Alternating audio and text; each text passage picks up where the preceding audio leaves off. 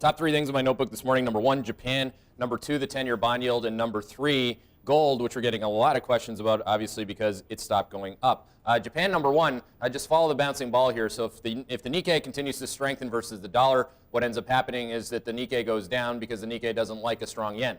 So again, just a simple reminder of that last night, with the Japanese stock market down about 0.4%. But the greater point would most likely be that the Mothers Index, which has a lot of retail investors in it, was down almost 6%. So again, note to self, it's called margin calls. Margin calls. Margin calls for those that are along the Nikkei. We're almost through the first 3 months of the year, and obviously the Nikkei down 11.4%, which is not a good thing. And by the way, Japanese growth is slowing. Second point on the 10-year bond yield, if you ask the bond market, if you ask them about growth, that is, the bond market will say growth is slowing. Now, it's not just the weather. We're going to go into April, and at what point does the stock market just realize that it's not up for the year to date? If you look at the Dow, and if you're looking at the S&P, you're like, oh, great, it's up 0.5% for the year to date, as you go into the seasonal sell-off period with growth slowing on the margin. So again, you're going to get the GDP data point for the fourth quarter on Friday. Again, this data point is not the data point I'm talking about, even though in and of itself it slowed. You're going to get slower growth in the first quarter reported on a lag. So again, growth slowing in the 10-year bond yield confirmed by a breakdown, or really a failure to recapture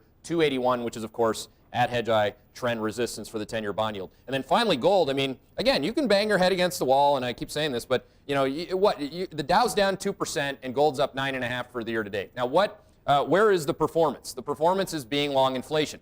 So again, on the pullback, you've got to have it in you to buy what you may have not owned enough of on the first move. Now, I can see that a lot of people missed the move from 1,200 in gold to 1,385. I could see how you forgot to sell some at 1,385. I can see how you don't want to buy it at 1,300. But again, what we're going to tell you is what we've been telling you for 3 months, which is, of course, to buy gold on the pullbacks down to 1,301. And those are your top three things.